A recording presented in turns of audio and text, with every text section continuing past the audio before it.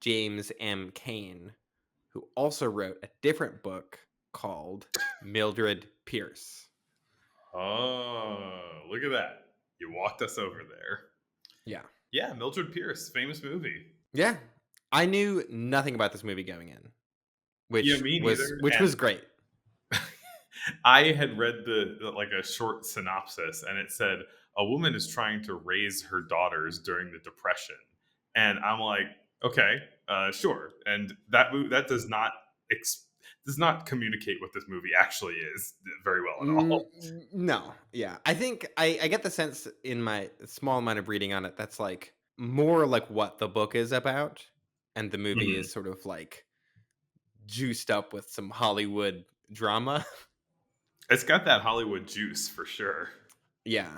Notably, there is not a murder mystery in the book, and that is like entirely what this movie is structured around.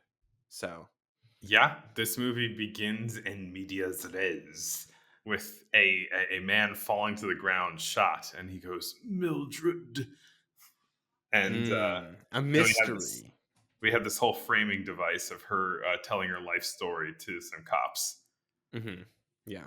Also, just like what a way to open a movie where there's like murder and shadows on the wall, and it's like all dramatic. She tries to jump into the ocean, and then Yeah, a very 1940s cop, as there tend to be in these movies, says, "Hang on, I wrote down the line because it was really good. yeah, Um, I have it just written down too. just because you want to bump yourself off, I gotta get pneumonia." 'Cause he's like, "You jump in there, I'm gonna have to jump in after you."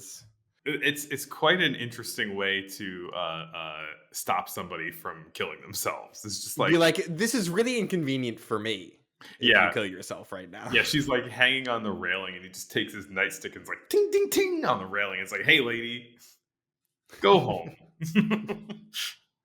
He doesn't make sure she's safe. He's just like, not today. Go home. He's just like, "Get out of here! I don't have the time." But yeah, so this movie is not exactly about a woman raising her daughters during the Depression.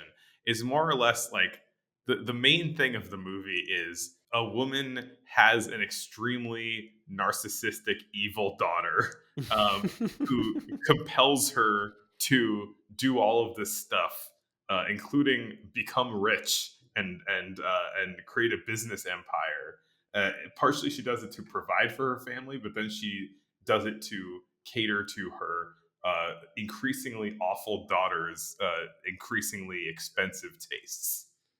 Yeah, I had progressive notes while watching this movie of like how bad the daughter is just as a person.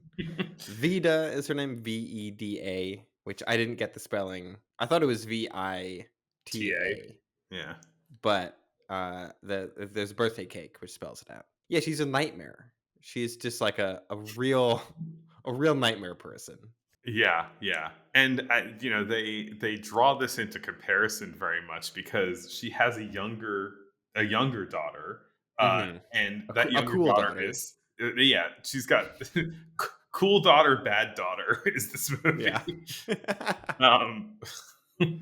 Um, yeah, and the younger daughter is so cute and so good, and then of course tragedy strikes, and Mildred almost like after losing one of her kids becomes almost like obsessed with like serving the other one. Hmm. She's still acting like a real person. It's just she's desperate to help her kid. And so, like, but she has like an awareness of how horrible her kid is becoming. And she's just like, I know, but like, what am I going to do? Like, say goodbye to my only kid who's left? It's, it's a tough situation. This movie is just like, there's a lot of people going through rough stuff in this movie for sure. Yeah, yeah, but not like it never feels. I mean, this is a very 1940s movie, so there is some melodrama to be had. But I feel like it's I don't know. It doesn't feel as kind of over the top. It certainly doesn't feel as over the top as Lost Weekend. No, no. yeah, it is more, I mean, it's entertaining. It's not, like, grueling like Mm. some other kind of, like, movies about the human misery. Um, Mhm. but yeah, and like you were kinda touching on before, like, this movie is, like, really stylish and it has, like, a really good pace to it, and I think we can credit that to Michael Curtiz. Yeah, good director, hot take. Also, I think this is the first Joan Crawford movie that we're talking about on the show, I think. Yeah, and this is her comeback movie. Pretty good in this movie, I would say, Yeah. Joan Crawford. No. Yeah, she's great in this movie, and, like, she fought hard for this role. Mhm. Michael Curtiz didn't originally want her, and also she was one of the stars listed as box office poison with with It these is it is crazy horrific that there was, like, magazines. an actual list of actors that they were just like, "No, we hate them." Yeah, it was like a trade magazine for, like, movie theaters, and they're just like, "Don't make movies with these people. They don't sell." Like, we're taking out a whole page saying, like, saying "screw you" specifically to. Yeah, yikes. So much of this movie's kind of success or failure, I think, rests with her because she's just in pretty much every scene. Yeah. And she gets a lot to do. Like, there's a lot like, I feel like this is a really, I mean, probably because it's based on a novel. I don't know, it feels like a very fully formed character. Yeah, yeah, a rich character. I think that there Yeah. was some criticism at the time that this came out that she was, like, one-dimensional, that, like, in her efforts to please her daughter, she kind of, like, doesn't be isn't like a person anymore. But I really disagree. I think that she's, like, a really interesting, fleshed out character. Yeah, and of course, yeah, Joan Crawford, like, really sells it. Yeah. I feel like a lot of the other characters in this movie can feel kind of one note at times, including That Vida, the is true. daughter. Yeah. The daughter and then, like, the kind of rich suitor. Yeah. He's just a bit of a, like, stock rich asshole guy. Yeah. I feel like Mildred never does. And I guess one of my takes on this movie, that I do not really think was intentional, especially reading about the story as presented in the book, is since this is I would consider this to be a film noir movie, even if it doesn't fit all of the criteria. And it starts with like a murder and like a mysterious woman fleeing the scene and There's shadows. like being glamorous and mysterious. And it's starting with this very kind of like stock noir kind of setup of a femme fatale, and then flashing back and showing you like all of this backstory and all this interiority of that person, and Mhm. they no longer feel like the same character once we're sort of caught up to that point again in the movie. That's true, yeah, it brings, like, such a new context to those original scenes. Yeah.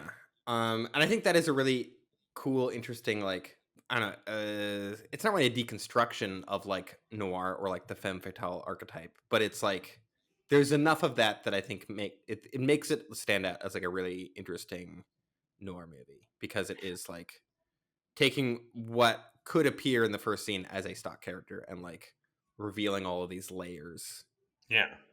and kind of Particularly like, because yeah. in those moments where, in those recontextualized moments where you think that she is this femme fatale, you end up finding out that what she's doing is kind of like a selfless act of Hmm.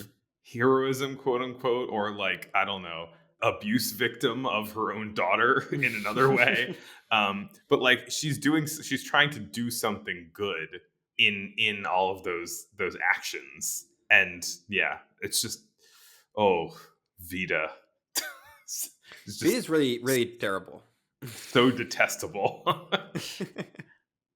I think it's like it does kind of it speaks to how terrible that she is. That I don't know, like I guess besides spoilers, besides the murder, she doesn't do anything that's really particularly like a crime. I guess it's just that she's just It's just mean the to way everyone she all the is. time, and is like so Yeah, entitled, and and it's just shallow. like Yeah. yeah, yeah, really like it is amazing how like detestable uh Vita is as a character, despite kind of just acting like a child for most of it. Right, yeah. And I mean, I think that it's helped a lot because there is this, There's a lot of kind of back and forth of like who wants to be with who in this movie. One of the suitors for Mildred is this fading empire sort of like rich son who has never worked a day in his life. There's a lot of stuff in this movie about like whether you're working, if you're a worker, Hmm. or if you're like a someone who sits back and is rich. And but like a lot of Vita's behavior is enabled by this also horrible in his own way. Hmm. Mildred, you see like Mildred fall for him for a second, and then she kind of gets her sense, and she's just, yeah, like, never mind. Like, I'm just using him for his money. I'm just using him for his beach house. Like this guy is clearly horrible, and yet like she was with him enough time for Vita to kind of get involved, and they play off each other badly. Hmm. I had read that like the book is like very really leaning into the idea that like it takes place during the Depression, and it is like mostly about that, and there's like lots of reference to it. Whereas the movie doesn't make, I guess, as much of a direct reference to the Depression or like the stock market crash or anything, but it does talk a lot about yeah, like people having money and having lost it, and times being hard, I guess. Yeah, economic hardship. Yeah, And yeah, one of the things that is like particularly, I think, really unlikable about Vita is that she's like so contemptuous of the idea of like working at all. Like when her mom yeah. gets a job at as a at a restaurant. She's like horrifically embarrassed. Yeah, Like yeah, she's like that's like the most like offensive thing. like I can't look at you in the eyes anymore because Yeah, it's like how shameful that you work at a restaurant. Like and this yet is, like you this know. yeah, in this movie, but then this movie is also kind of like depicting, the American dream, quote unquote, right? Like she's like, Yeah. I can't find a job, and then she like, it goes to a cafe and then sits down. And she's like, well, the waitress says, "What do you want?" And she says, "A job." And then she works her way to the top, baby, and then starts her own restaurant chain of called Mildred's.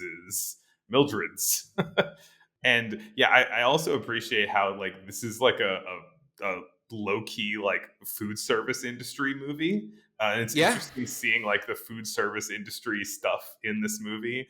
People Mm. saying like don't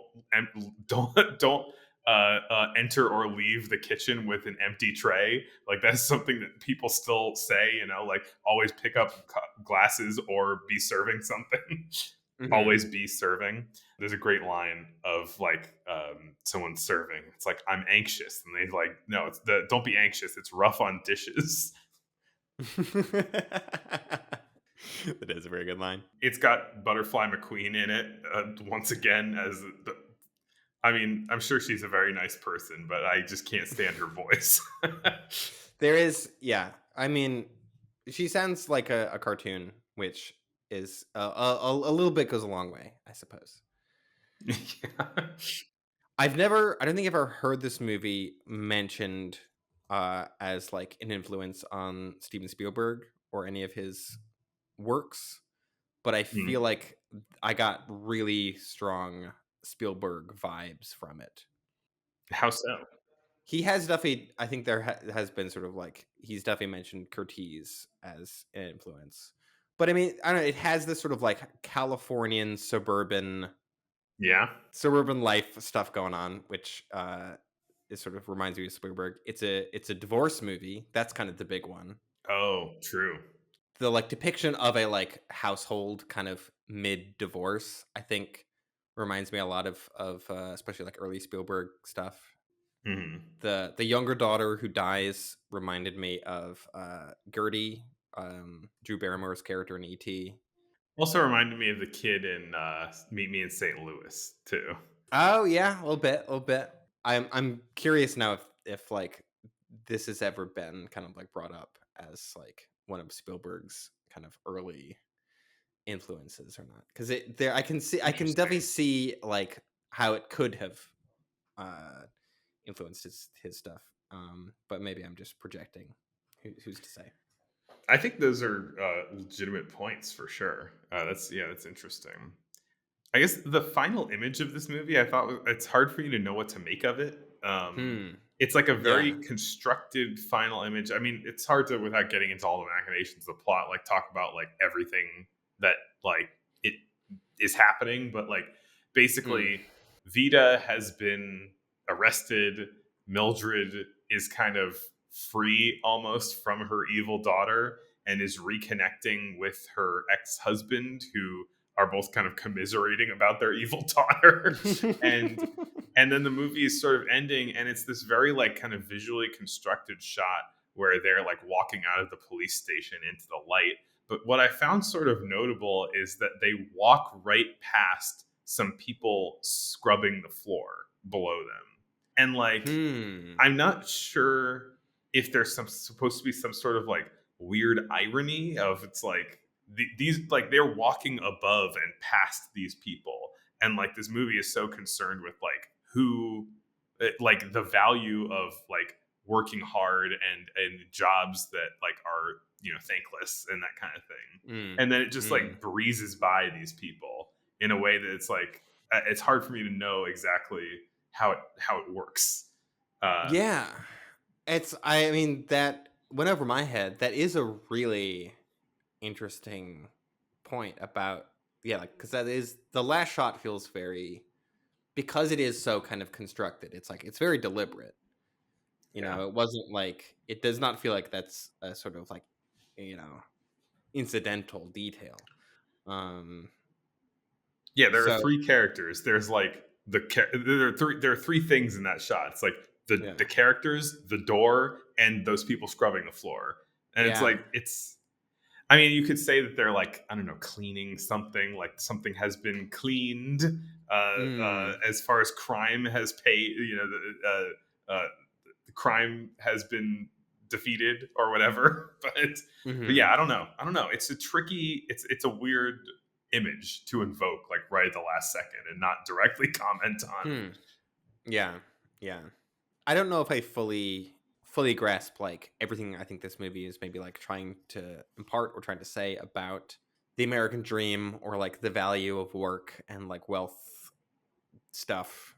There's a lot of that in there though, and I think it's at least bringing up interesting kind of questions, and especially about Yeah. like parenthood. How do you be a good parent to a, a awful child?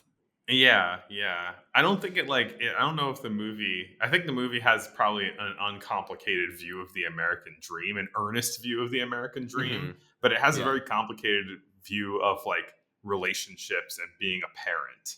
Definitely. Yeah. Mm. It is kind of interesting. I think we talked about this a little bit in the Mr. Smith Goes to Washington discussion of how many of these like 1940s directors are like they love the American dream so much, and it's usually because they are European immigrants who like were fleeing something, either like Mm. poverty or Yeah. like oppression or whatever it was going on in Europe, and they come to the U.S. and they're like, "I want to make pictures," and then they make it big in pictures, and so they're all like, "Yay, American dream! It rocks! Let's make movies about that." The American dream rocks. Yeah.